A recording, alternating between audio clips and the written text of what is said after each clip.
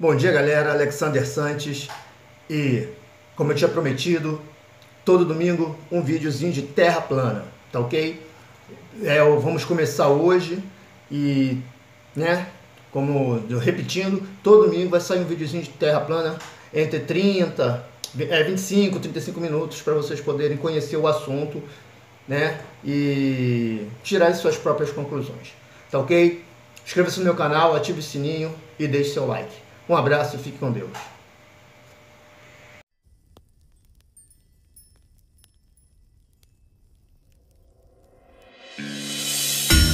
Aquilo que nos contaram de que vivemos em uma grande bola gigante que gira em torno ao Sol, uma outra bola gigante, não passa de uma grande bola murcha.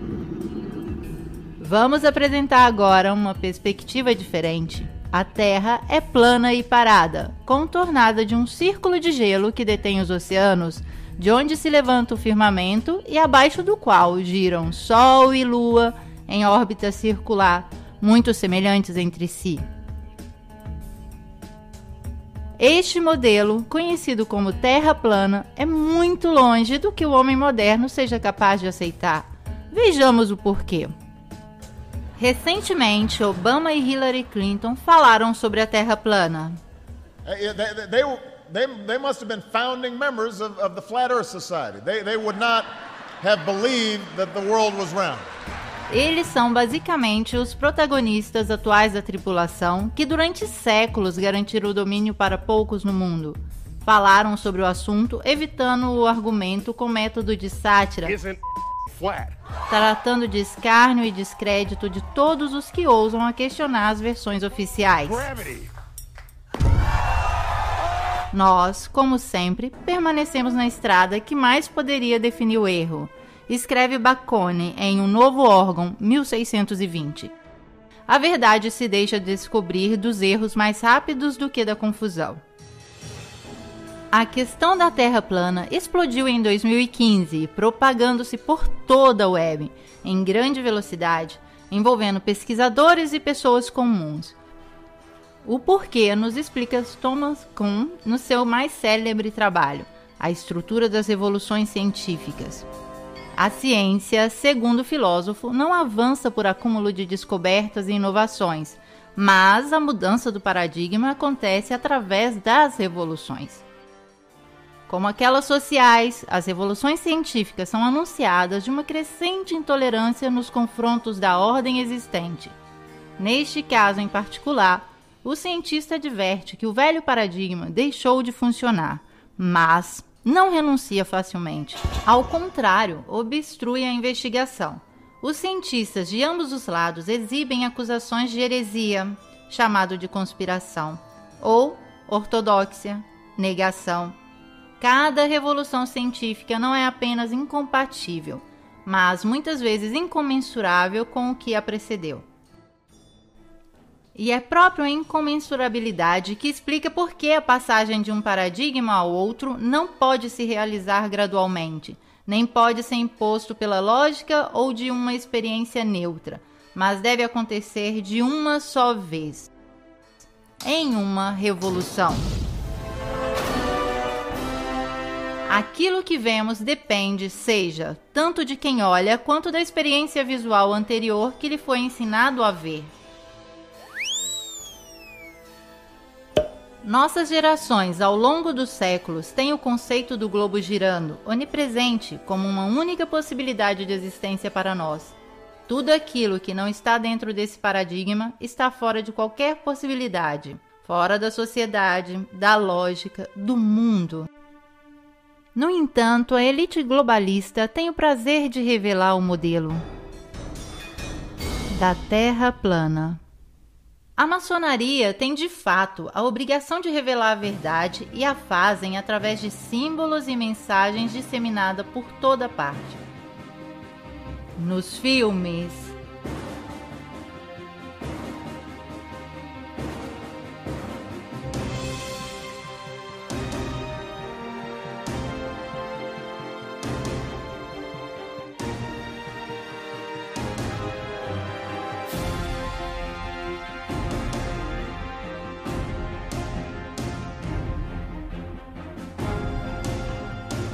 nos desenhos animados,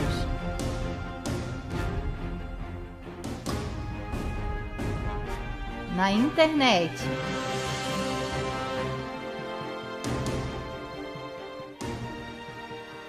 nas cartas dos Illuminatis, no Ground Zero, no logotipo da ONU. Se eles não sabem como é a Terra, hoje o atual modelo que vê o globo terrestre girar em torno a um Sol 1 milhão de vezes maior, dentro de uma galáxia de 1 milhão de estrelas, em um universo de milhares de galáxias, está entrando rapidamente em crise. Não podemos saber ainda se essa crise vai se transformar em uma revolução científica que irá substituir o modelo atual. Mas os pontos de ruptura do sistema parecem ser inequivocalmente emergentes. Antes de denunciá-los, acrescentaremos um prefixo. Todas as informações no campo astronômico hoje provêm exclusivamente do monopólio das agências espaciais. Estas, longe de se contradizerem, têm um denominador comum, como comum é o logotipo do vetor que as representa. Cada imagem, testemunho, experimento, informação, exploração e hipótese científica sobre a Terra e aquilo que a rodeia é nascido ou criado aqui, sob a proteção dos vetores e mantido com o dinheiro dos contribuintes mundiais. Completamos a observação com as palavras de Robert Simon da NASA.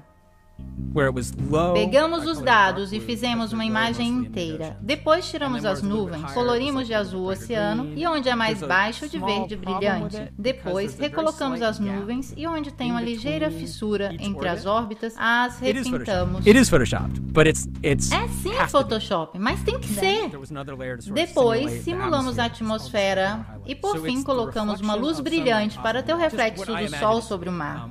É um mosaico muito realístico. Eu não sou um astronauta, nunca estive no espaço, mas tentei criar a essência da Terra baseado nesta foto. É sim Photoshop, mas tem que ser. Sendo assim, a imagem da Terra que temos à disposição é reconstruída, alterada, composta. Uma palavra precisa, falsa. O que é preciso para criar imagens falsas quando se tem a melhor tecnologia em mão?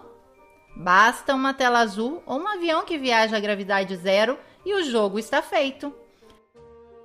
Aqui está o que vem mostrado a partir da telecâmera que está filmando o ex-presidente Bush em uma visita à NASA. Uma imagem recém-modificada em uma tela cromática. A tela cromática é um instrumento usado para substituir a cor de fundo para qualquer cenário. Com CGI, computação gráfica, se pode ter acesso à Terra do nunca com sua nave que não existe. O truque consiste em deixar bolha de ar flutuar. Aqui está o jogo, aqui está o truque. Eles próprios nos mostram. Ou mesmo se pode fazer um passeio no espaço. Que tal dessa vez pegarmos uma carona com os chineses? E aqui também as bolinhas viajam tranquilamente. Será que eles estão em uma piscina de exercitação? Se pode criar um boneco do nada quando a insolência não tem limite. Ou mostrar a face oculta da lua quando o mau gosto é sem vergonha.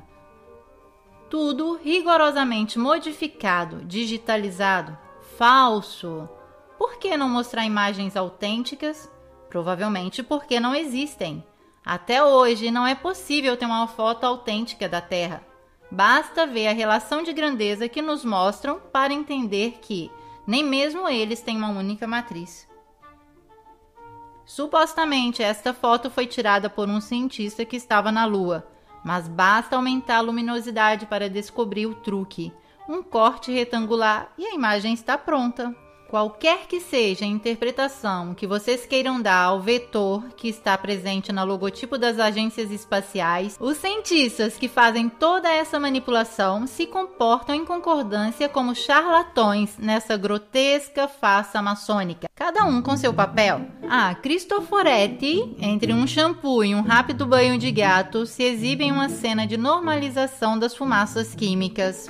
Adam Stersner, o ator na comédia da Aterrissagem a Marte, onde parece existir de tudo: ossos, lenha, ratos, a menos que sejam, como muito provável, imagens tingidas de vermelho, Photoshop, falso.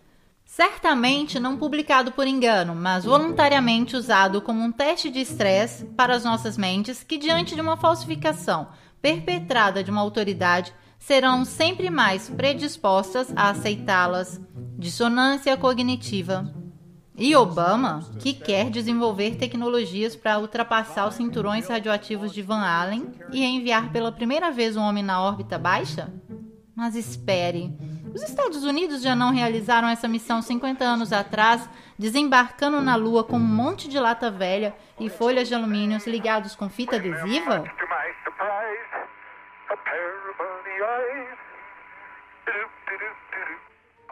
É uma versão assim tão descarada e insolente que ou eles são loucos de criar tudo isso ou nós somos burros de aceitarmos. Ambos. O monopólio das informações bem coordenadas com o mundo da escola, da ciência, da política é milagrosamente capaz de insinuar contradições tão grandes na percepção da realidade de qualquer um que ousar a vê-la. Diz Eric Kubler, o ser humano é um sistema de informações e, de consequência, pode ser curado através da informação. Isso é o que estamos fazendo agora quando falamos da forma da Terra. E aqui está tudo que não faz sentido no modelo esférico atual. Vamos tentar explicar uma criança que pergunta: por que as pessoas do Polo Sul não caem para fora da Terra? Porque a força de gravidade o mantém preso à Terra, responde a professora. E deste dia em diante a criança não vai mais querer saber de nada do seu antigo, intuitivo, original e sagrada dúvida.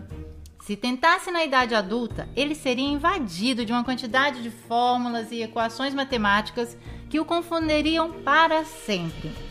A força de gravidade é uma teoria, não uma realidade. Isso já dizia Einstein. Isso que passa por lei de gravidade poderia ser explicado com o conceito de densidade e flutuabilidade. Um objeto mais denso que o ar cai. Um menos denso tende a flutuar. Vejamos o que diz Einstein de Nikola Tesla, um dos maiores e nobres gênios de todos os tempos. O que nos diz de ser o homem mais inteligente do mundo? Não sei, você deveria perguntar a Nikola Tesla. Vejamos agora o que diz Tesla sobre a força da gravidade. A relatividade de Einstein é uma maravilhosa vestimenta matemática que fascina e impressiona, tanto que a gente que está cega não consegue ver os erros do fundo. A teoria é como um mendigo vestido com púrpura que as pessoas ignorantes o têm como rei. Seus sustentadores são homens brilhantes, mas são mais metafísicos que cientistas. Escreve o pesquisador Anthony Peck: aquilo que foi etiquetado de forma errada como gravidade é em realidade linhas magnéticas de força. É de fato o universo eletromagnético intuído de Tesla e ocultado com a teoria da gravidade. É o que trabalha secretamente o CERN de Genebra. Ao invés, a nós, nos dizem que a força da atração deveria nos puxar para o núcleo da Terra. Mas quem já viu este núcleo? A profundidade máxima de perfuração realizada pelo homem supera pouco mais de 12 quilômetros, equivale apenas à profundidade da crosta terrestre. Então, do que eles estão falando? O núcleo, pelo que eles mostram, não existe. De certo, em um paradigma subvertido, quando deverá desaparecer a lei da gravidade, os cientistas terão de se adaptar a outras leis. Quem sabe aquela da densidade ou a do eletromagnetismo? E daí, as crianças poderão finalmente ver aqueles homenzinhos cair do Polo Sul. Porque a força da gravidade é somente um instrumento teórico para justificar um impossível arredondamento da superfície terrestre e esconder a verdadeira fisionomia do universo. Querida criança, se te disseram que a Terra é redonda, ok. Mas onde se pode ver? Ninguém sabe. Não olhando o horizonte.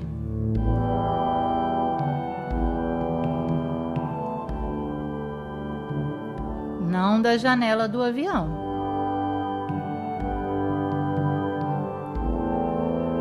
Nem de uma sonda amadora lançada em grande altitude. Como se vê, em todos esses casos a Terra é evidentemente plana. Sim, certo. É possível ver nas imagens modificadas que nos mostram a NASA, mas essas já foram analisadas antes. São tratadas em CGI ou filmadas com lentes deformadoras de olhos de peixe. Aqui está o globo da NASA, que gira com nuvens imóveis. Este é um time-lapse das luzes terrestres com vários efeitos de luzes. Tempestades, aurora boreal, ridículo. Agora, uma Terra filmada com lentes olhos de peixe deformantes GoPro, que permanecem deformadas até a aterrissagem na Terra. Tudo artefato. Onde podemos ver essa curvatura? Não da estação espacial que não existe.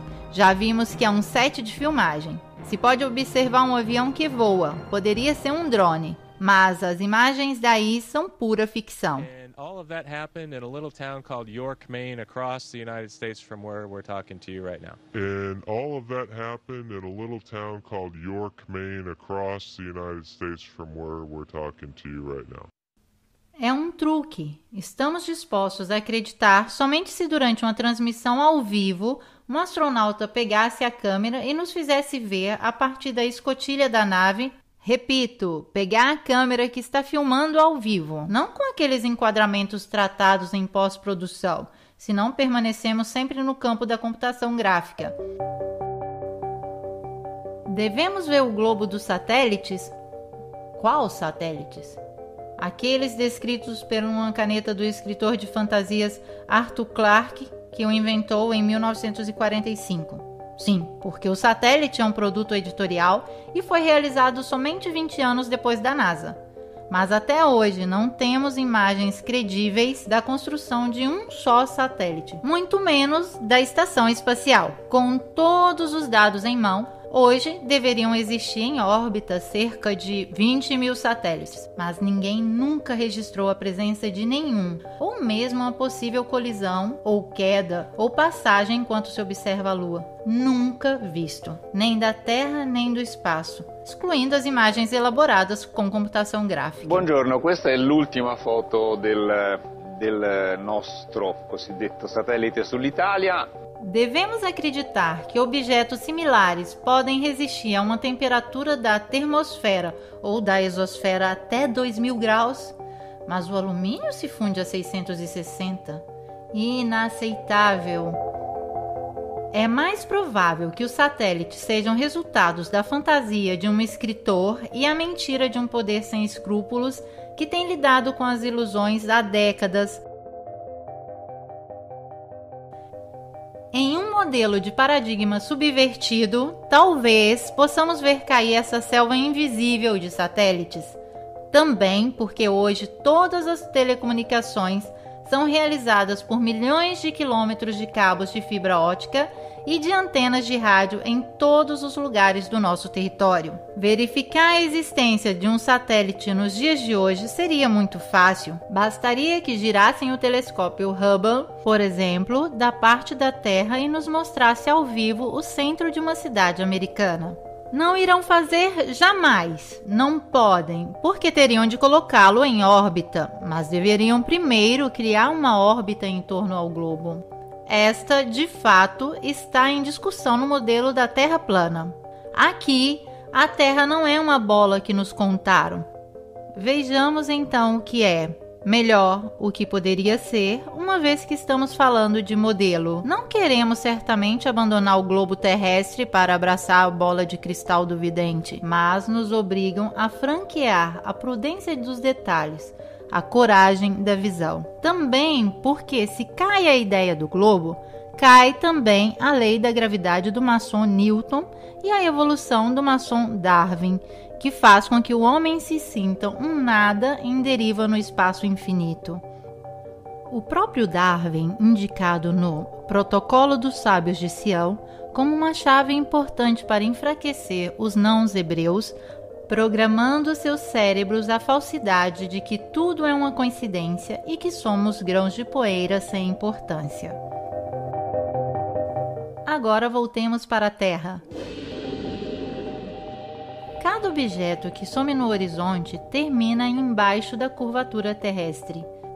Isso é o que a ciência ortodoxa diz da boca do pai a uma criança que vê o mar pela primeira vez. Mas não é verdade. Com um zoom óptico, a figura que tinha sumido no horizonte reaparece à nossa vista. Isso simplesmente porque o desaparecimento não é efeito da curvatura, mas do fato que o nosso olho é limitado ao ponto de fuga de nossa perspectiva, sobre o qual um objeto vem progressivamente cancelado do nosso horizonte visível. Se a curvatura da Terra fosse, como dizem, de 8 polegadas por 1 milhão multiplicado pelo quadrado da distância, poderíamos calcular com essa tabela o tamanho da curvatura para cada distância percorrida. Por exemplo, uma distância de 190 km deveria ter uma curvatura de 2.800 metros. Mas se fosse assim, como podemos ver da cidade de Ventimiglia o Monte Cinto, em Córcega, alto 2.700 metros? O ponto de observação é ao nível do mar e a distância entre essa praça de Ventimiglia e a ponta do Monte Cinto é exatamente 190 quilômetros. Se a Terra fosse curva, nós poderíamos ver somente terras mais altas que 2.800 metros. Ao invés, é possível ver toda a silhueta de Córcegas, de cima em baixo, inexplicável para o modelo esférico. E de experiências como esta, a web está cheia. Como é possível esta vista? Antes de acusar os pesquisadores de fazer distração em massa, se deve resolver este problema. As linhas da nossa perspectiva se interceptam no ponto de fuga, formando um triângulo que compreende toda a vista possível para nós. Nós não vemos assim, mas assim. Ao longo do nosso horizonte visual, cada corpo desaparece como faz o Sol. Como fazem esses edifícios que se tornam pequenos e vão diminuindo de acordo que encontram com o nosso horizonte perspectivo, não certamente porque a Terra é esférica. Se o sumiço dos edifícios fosse por causa da curvatura terrestre, não deveríamos vê-los retos, mas inclinados, assim. Mas assim não é. A curvatura, em realidade, não é observável, não é contemplada no mundo real. Os engenheiros da construção sabem muito bem disso. Tanto é que não a mencionam nunca nos cálculos das grandes obras. Um geômetra e engenheiro com mais de 30 anos de experiência publicou na revista Birmingham Weekly. Todas as nossas locomotivas são projetadas para funcionarem em cima daquilo que podemos considerar plano. Qualquer coisa que se aproxime de 8 polegadas por milhão e que aumente o quadrado da distância, nenhuma locomotiva jamais criada poderia funcionar. Ainda o engenheiro Winkler foi citado a propósito da curvatura na revista Earth Review, no qual afirmou: como um engenheiro com longa experiência, me rendo conta que essa absurda tolerância existe somente nos livros escolásticos. Nenhum engenheiro jamais sonharia em calcular nada desse gênero. Já projetei milhares de ferrovias e canais e este fator não é levado nunca em consideração. Um pequeno canal navegável, digamos de 30 milhas, deveria, segundo a curvatura, ter uma tolerância de 600 pés. Por favor, não digam por aí que nós engenheiros somos assim tão estúpidos. Nada de similar vem calculado. Não nos preocupamos de calcular 600 pés de tolerância, tanto quanto pensamos de arredondar um quadrado. Queremos então constranger um engenheiro a curvar a superfície de um canal? E como poderiam? Vocês são capazes de imaginar qualquer bacia de água com a sua superfície curva? A água não tem uma superfície curva, grita o menino. Não se comporta assim, mas assim. Então, em correspondência com os oceanos, deverá existir imensas varreduras de água no mesmo nível. Ao menos ali a Terra deve ser plana. Mesmo assim, nos propõe o modelo contrário, o oceano curvo. Simplesmente improvável. A física natural da água é aquela de juntar e manter o próprio nível. Tanto é que a água, através da bolha, vem usada para nivelar construções. Mesmo porque a água, diferente da ciência, não pode mentir. Nos dizem que a curvatura dos mares são devido à gravidade. E toda essa força de gravidade que mantém os oceanos tempestuosos grudados não pode impedir uma pequena borboleta de fazer seu suave voo? Pura fantasia. O voo de um avião nos diz ainda mais. Vamos dar uma olhada. Segundo a lógica, o avião, para voar em uma altitude em respeito à superfície curva, deveria direcionar de vez em quando seu bico para baixo. Mas não acontece. Por quê? Pergunta agora nosso famoso menino que pegou um pouco de coragem. Porque a força da gravidade, sempre ela, tem o avião em uma linha curva paralela ao solo, como se a aeronave fosse uma esfera ligada à Terra com uma corda. Responde a ciência ortodoxa. Então, se para estar na curvatura para baixo não é necessária nenhuma compensação, para não estar em nenhuma curva e permanecer linearmente, o piloto deveria corrigir a rota do avião para o alto? Pode parecer científico para a ciência, mas é ilógico. E se bastasse um voo linear para se perder no espaço, para que serviria um míssil? Ciência e tecnologia são assim tão incongruentes? Não, não é assim. Como mostra essa fumaça química que persiste por quilômetros, os aviões voam linearmente e sem nenhum perigo de escorregar para o universo. Agora vamos pegar uma rota aérea, neste caso em particular, ocorrida em 2015. Um voo de Bali a Los Angeles deveria recorrer a uma aterrissagem de emergência no Alasca. Mas em qual modelo seria considerada de emergência essa trajetória a respeito àquela? No modelo esférico, as duas rotas parecem muito similares. No modelo da Terra plana, tudo parece mais coerente. É nesta superfície que voam os aviões. Somente assim podemos entender o porquê dessa rota. Esta, na realidade é esta. Esta é esta. E esta ainda é esta. E tudo isso por um simples princípio de economia. Não existe empresa aérea que não prefira adotar um critério da rota mais curta e econômica. Esta loucura existe somente em um modelo virtual que nos enfia um goela abaixo com serviços de bordo enquanto comemos nossos amendoins. As rotas aéreas são todas calculadas em um mapa similar, porque se realizam sobre uma terra plana. Tanto é verdade que nunca nenhum voo circunnavegou a Terra de norte ao sul. A única rota impossível em uma terra que não seja uma bola.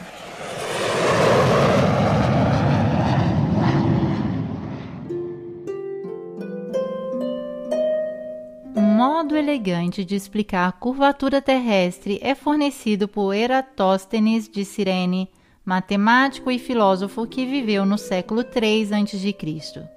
Agora, nosso menino, que já está virando um rapazinho, insolente e sem muita reverência, se pergunta como é possível que até hoje temos que exumar Eratóstenes para provar um fato assim tão grande como a forma do nosso mundo? Simples, porque estes coveiros têm em mãos apenas um punhado de cinzas.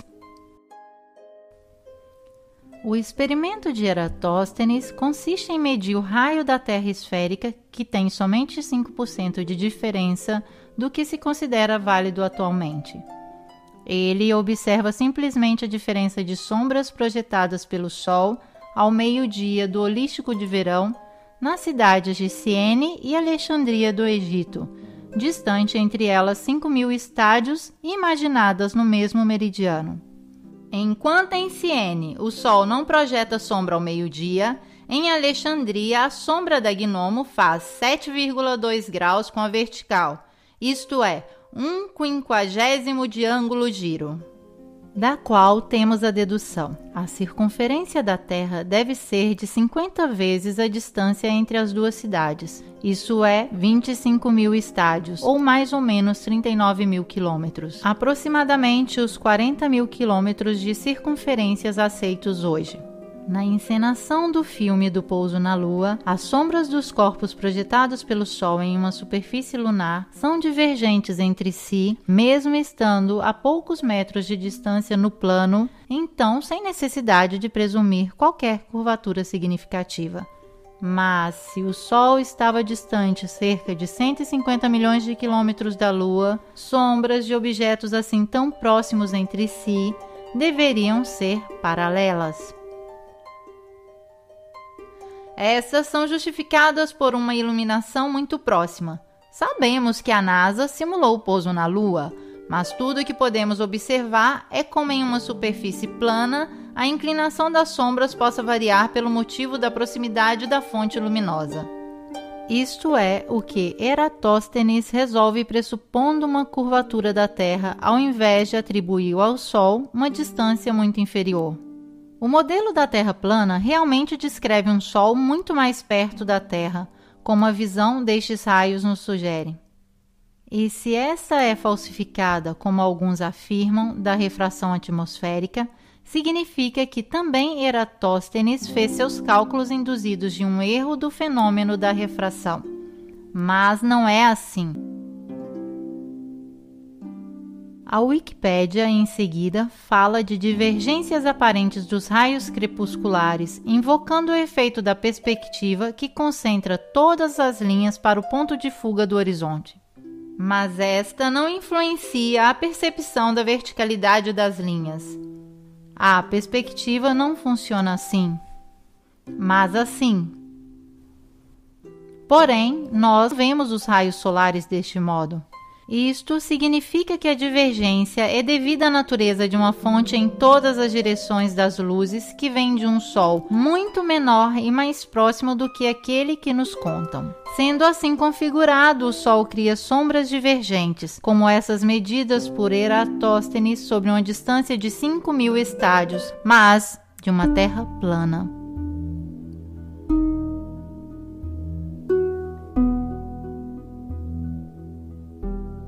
Agora vamos nos ocuparmos do movimento da Terra examinando a maior prova de todas, o giroscópio, um instrumento físico que consiste em manter seu eixo de rotação fixo, qualquer que seja o movimento em torno a si. Isto acontece pelo efeito da lei de conservação do momento angular e se realiza através da ligação exclusivamente mecânica do eixo de um rotor com sua suspensão cardânica.